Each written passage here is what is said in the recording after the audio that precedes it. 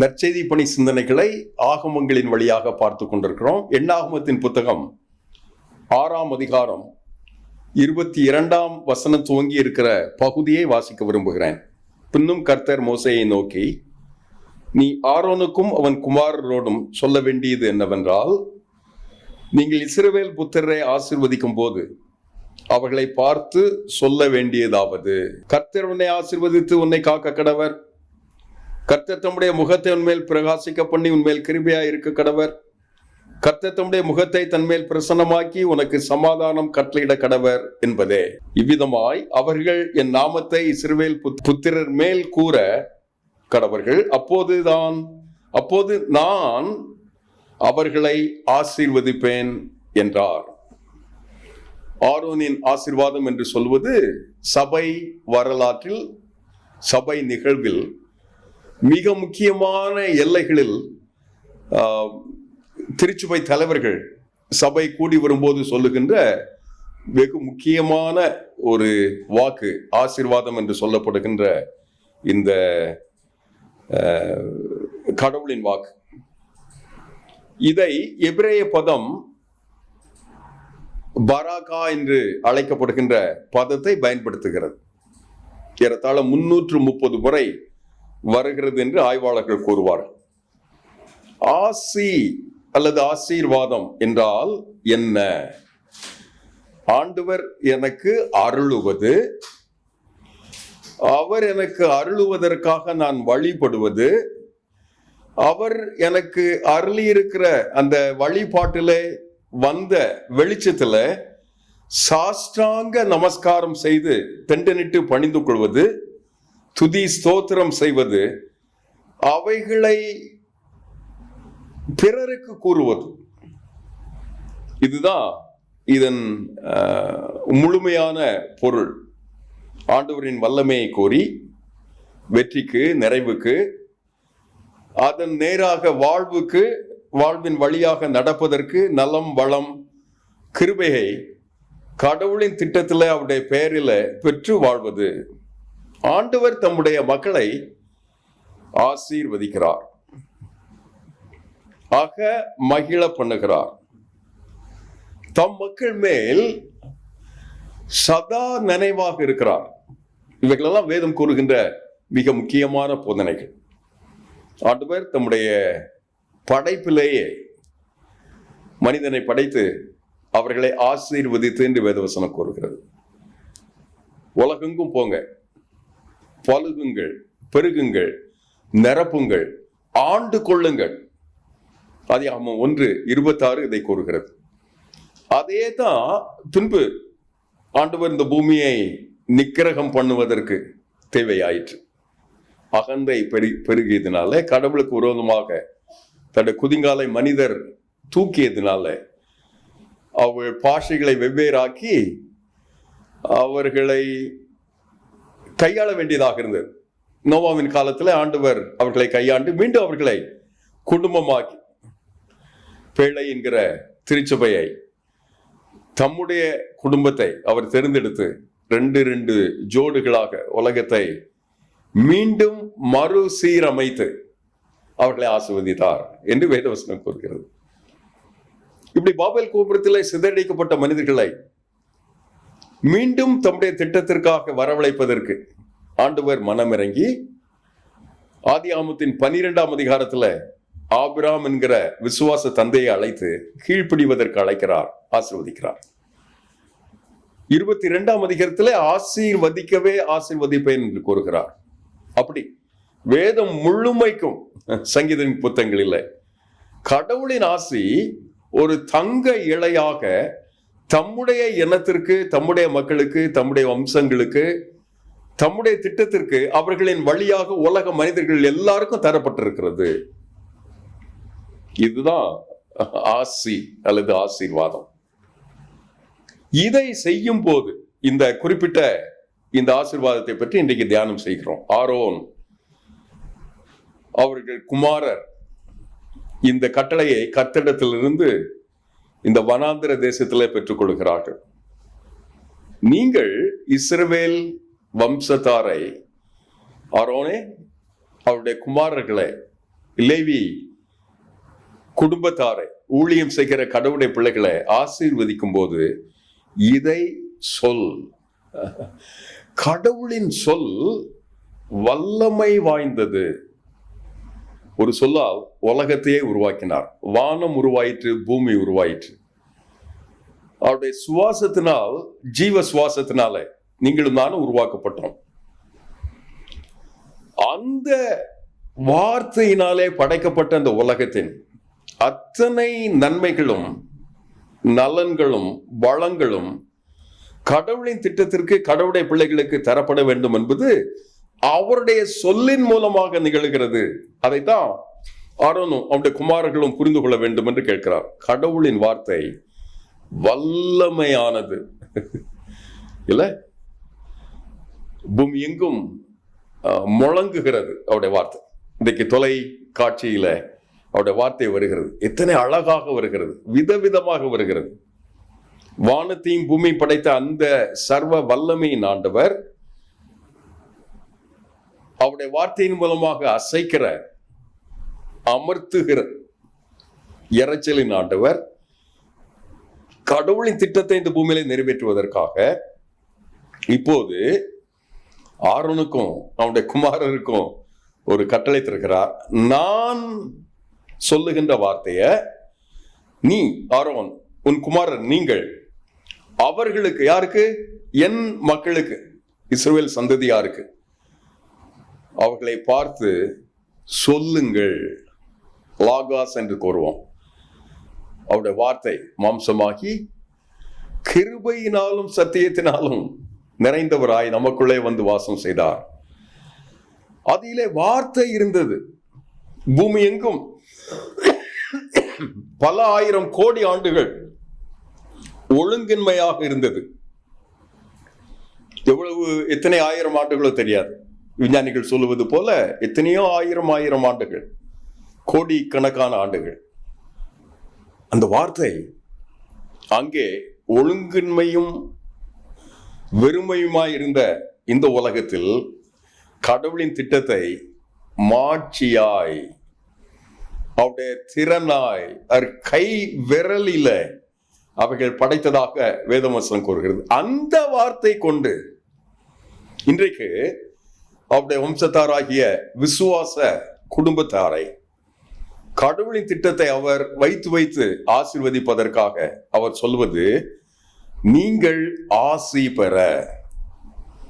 அந்த ஆசீர்வாதம் என்ன கூறுகிறது? கர்த்தர் உங்களை ஆசீர்வதித்து உங்களை காக்க கடவர். கர்த்தர் தம்முடைய முகத்தை உங்கள் மேல் பிரகாசிக்க பண்ணி உங்கள் மேல் கிருபையா இருக்க கடவர். கர்த்தர் தம்முடைய முகத்தை உன்மேல் பிரசன்னமாக்கி உனக்கு சமாதானம், அமைதி அருள கடவர் என்று சொல்ல கட்டளை பெற்றார்கள். ஆசீர் பெற எனக்கு ஆண்டவர் தருகின்ற தகுதி எப்படி? நான் அவருடைய பிள்ளையாய், அவருடைய திரு திட்டத்துல அவருடைய குமாரராய், குமாரத்தியாய், செல்ல பிள்ளையாய் கடவுளின் திட்டத்தை ஏற்கும் போது உண்மை ஆராதனை பிறக்கிறது. ஆவியோடும் உண்மையோடும் தொழுது கொள்ளும் போது தேவன் ஆவியாய் இருக்கிறார். அந்த தயா, அவருடைய தயாளத்துல அரூபியாய் சொரூபியாய் அவரில் நான் இணையும் போது, அவரும் நானும் ஒன்றாகும் போது வழிபாடு நிறைவேறுகிறது. அந்த வழிபாட்டுல இயல்பாக நான் என்னை அறிகிறேன், அவரை அறிகிறேன், ஆண்டவரை அறிகிறேன். அந்த அறிவுல தேவராஜ்யத்தின் சாவி என்று சொல்லுவோம். கடவுளை ராஜ்யத்தின் மிக முக்கியமான கிருபை விசுவாசம். அவர் என்னுடைய தெய்வம் ஆயிற்ற, என்னை படைத்தவர் ஆயிற்ற, பராமரிக்கிறவர் ஆயிற்ற, போஷிக்கிறவர் ஆயிற்ற, நடத்துகிறவர் ஆயிற்ற, எனக்கென்று ஒரு திட்டம் வைக்கிறவர் ஆயிற்ற, என்னை ஒரு திக்குக்காக அழைத்திருக்கிறாரே, ஒரு திசைக்காக என்னை நடத்துகிறாரே.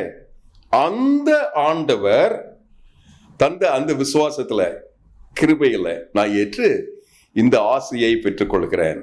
கர்த்தர் உன்னை ஆசீர்வதித்து உன்னை காக்க கடவர். என்ன அழகான வார்த்தை. அப்படிப்பட்ட ஆசி பெற அழைக்கப்பட்ட ஆண்டவருடைய ஜனமாய், மக்களாய், வம்சமாய், விசுவாச குடும்பங்களாய், விசுவாச திருச்சபையாய், விசுவாச ஊழியமாய் இருக்க ஆண்டவர் நமக்கு தந்திருக்கிற பொறுப்பு ஆசீர்வாதமாக இருப்பது. இந்த ஆசியை நான் பெற்ற மாத்திரத்துல எனக்கு ஆண்டவர் அருளுகின்ற ஒரு பொறுப்பு ஆசீர்வாதமாக இருக்க. ஒரு தேங்கிய குட்டை போல அல்ல, வழிந்தோடும் வாய்க்காலாக இருக்க, தொற்று தொடரும் படரும் வழிந்தோடும் கிருபை கொண்டது வாய்க்கால் ஆகும். பொறுப்புகளோடு பிறருக்கு இந்த ஆசியை வணங்குவதற்காக என்னை அழைக்கும். ஆசி தரும், காக்கும், என் முகத்தை பிரகாசம் அடைய செய். சங்கீதம் புத்தகம் கூறுகிறது, அவர்கள் முகங்கள் வெட்கப்படாது, பிரகாசமாக இருக்கும், நாணமடையாது என்று லுத்தரன் திருச்சபையின் புத்தகம் கூறுகிறது, பைபிள் மொழியாகும். ஆசீர்வாதமாக நான் இருக்கிறேன் என்பதற்கு அடையாளமே என் ஆசை. வயது, செல்வம், செல்வாக்கு, படிப்பு, நாகரிகம், சம்பத்து, பிள்ளைகளின் பிள்ளைகள் என்று இவைகள் கடவுளின் திட்டத்திற்காக பயனாகிறதா? பிறருக்கு தம்முடைய திரு திட்டத்தை நிறைவேற்றுவதற்காக கடவுளின் ஆசியாய் பகிர்ந்தளிக்கப்படுகிறதா? நீ ஆசி பெற ஆசீர்வாதமாக இருக்க. மூன்றாவது, ஆண்டவரின் முகம் நமக்கு சாதகமாக, உங்கள் முகத்தை உன்மேல் பிரகாசிக்க பண்ணி தம்முடைய முகத்தை உன்மேல் பிரசன்னமாக்கி, அப்படின்னா காட்ஸ் ஃபேவர் ஆங்கிலத்தில் சொல்வார். தெய்வீக குறுக்கீடு உனக்கு ஏன் தெரியாது. அப்படி ஆண்டவர் என்னுடைய எல்லையில தெரிந்தெடுக்கிறார், சந்திக்கிறார், கிருபை தருகிறார். தகுதி இல்லாத எனக்கு அருளப்படுகின்ற தயவு, அதுதான் கிருபை. கர்த்தர் தம்முடைய முகத்தின் மேல் பிரசன்னமாக்கி உனக்கு சமாதானம் கட்டளையிட கடவர். பிரசன்னம் தருகிறார், அமைதி தருகிறார், கோட்டை கட்டி காக்கிற இல்ல, அந்த சமாதானத்தை உள்ள யாரும் நுழைந்து கலகம் பண்ணாத, குழப்படி செய்யாத அந்த கிருபையை ஆண்டவர் எனக்கு தருகிறார். தந்து 3 காரியங்களை சொன்ன உடனே பெற, ஆசீர்வாதமாக இருக்க, இப்போது ஆண்டவரின் முகம் எனக்கு சாதகமாக இருக்க, எப்போதும் அவருடைய குறுக்கீடு இருப்பதற்காக கடவுள் என்னை அவருடைய பார்வையிலேயே வைத்து என்னை நடத்துகிறார். சொல்லிட்டு என்ன சொல்றார் பாருங்க, கடைசி வசனம், இவ்விதமாய் அவர்களின் நாமத்தை இஸ்ரவேல் புத்திரர் மேல் கூற கடவர்கள், அப்போது நான் அவர்களை ஆசீர்வதிப்பேன். இந்த கூற்று மனிதர்களுக்கு சொல்லப்பட்ட மாத்திரத்துல அந்த வார்த்தைக்கு வல்லமை இருக்கிறது என்று வேதவசனம் கூறுகிறது. அவர்களை நான் ஆசீர்வதிப்பேன். ஒரு நல்ல ஆலோசனை அல்ல, வழிமுறை அல்ல, கட்டளை. வேத புத்தகத்தின் இந்த பகுதிகள் கர்த்தர் கற்பித்தபடி என்று திரும்ப திரும்ப சொல்லும். கர்த்தர் கட்டளை இட்டபடி திரும்ப திரும்ப சொல்லப்படும். அதைத்தான் இங்கேயும் சொல்லப்பட்டிருக்கிறது. ஆண்டவர் தந்த கட்டளை என்ன?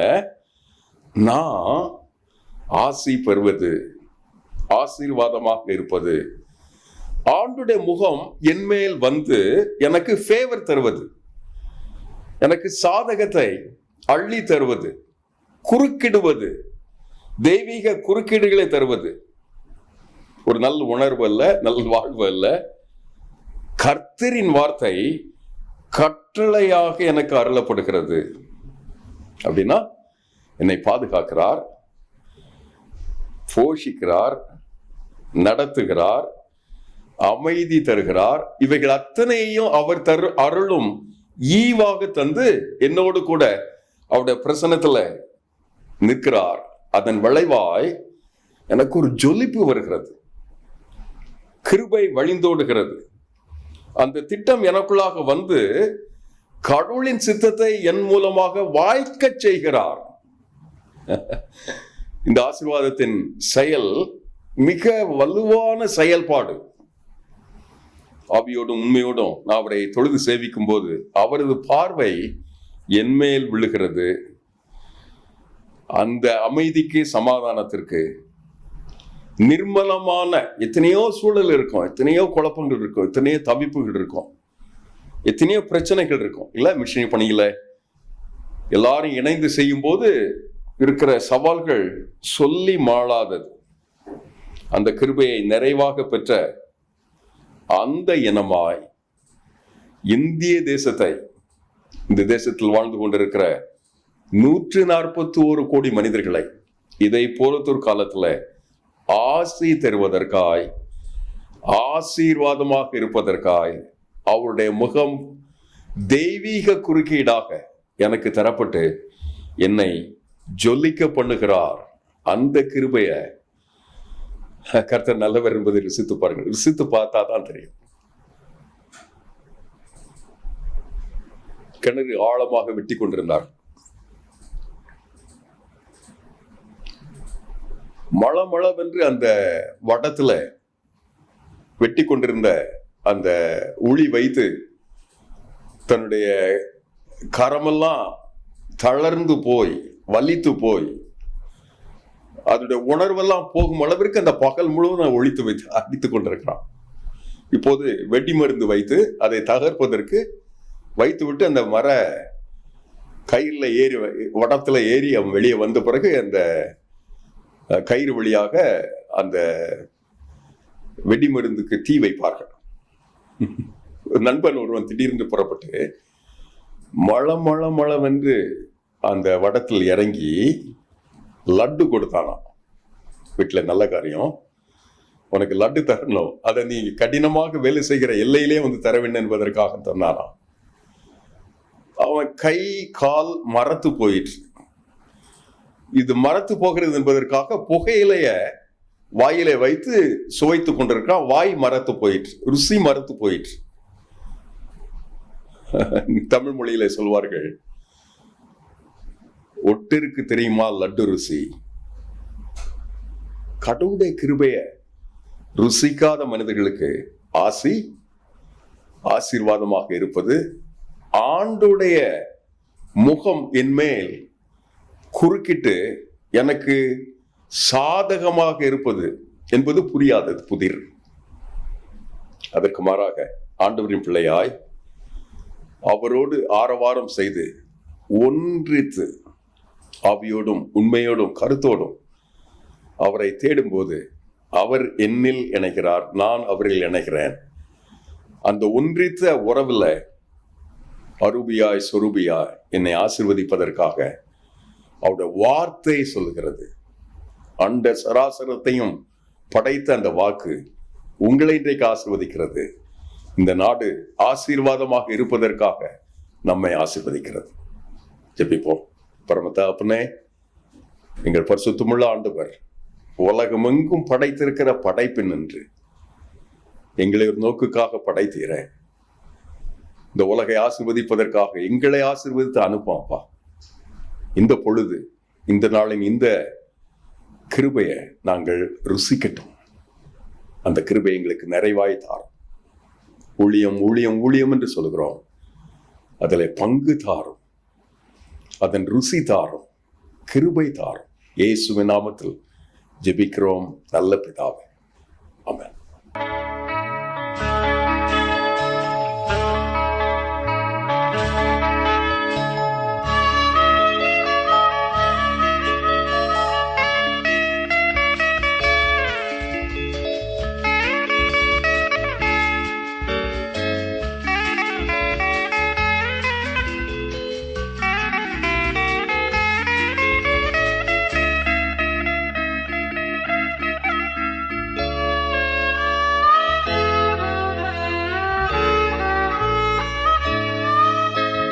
காலம் வேகமாய் ஓடுதே, கருத்தில்லாமல் வாழ்ந்தேன், கண்ணும் கருத்துமாய் வாழ்ந்திட உதவி செய்யும் தேவா, எனக்கு உணர்வு தாரும் தேவா. உதவி செய்யும் தேவா, எனக்கு உணர்வு தாரும் தேவா. காலம் வேகமாய் ஓடுதே,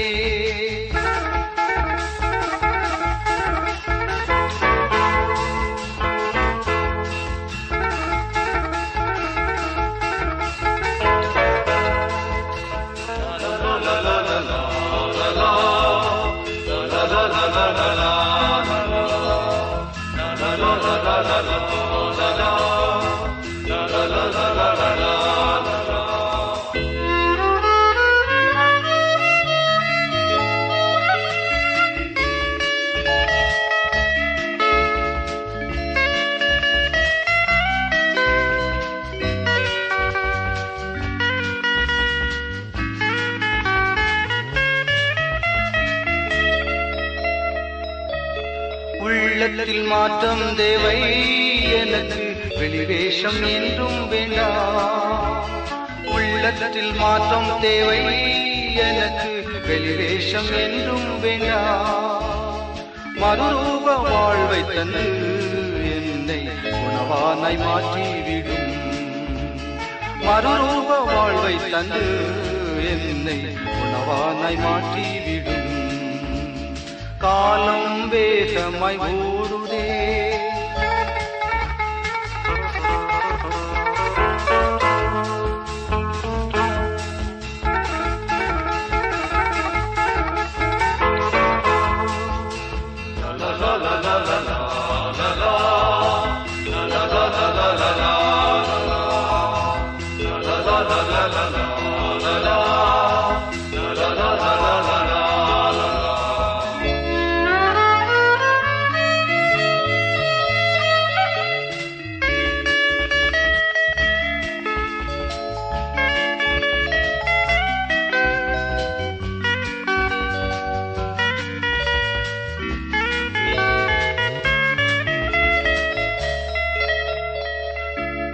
கல்வாரி காட்சி கண்டேன், அந்த காயங்கள் என்னால் என்றே.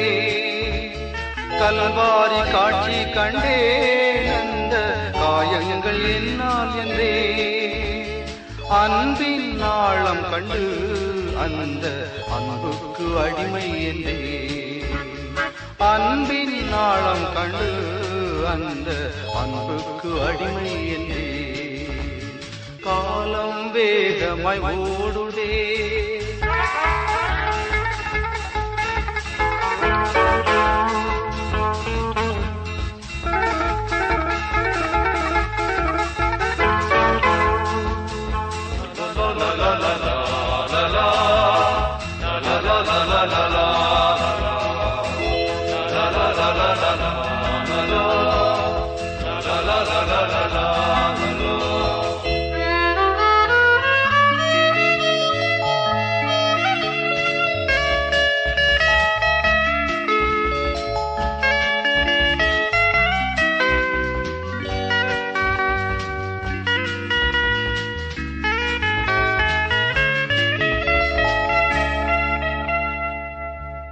கண்ணீருடன் ஜெபிக்க எனக்கு ஜெபத்தின் ஆவி தாரும். கண்ணீருடன் ஜெபிக்க எனக்கு ஜெபத்தின் ஆவி தாரும். கிருபையின் காலம் இப்போதும் இயேசுவே அருள் கூர்ந்து எம்மை எழுப்பும். கிருபையின் காலம் இப்போதும் இயேசுவே அருள் கூர்ந்து எம்மை எழுப்பும். காலம் வேகமாய் ஓடுதே, கருத்தில்லாமல் வாழ்கின்றே, கண்ணும் கருத்துமாய் வாழ்ந்திட உதவி செய்யும் தேவா, எனக்கு உணர்வு தாரும் தேவா. உதவி செய்யும் தேவா, எனக்கு உணர்வு தாரும் தேவா. காலம் வேகமாய்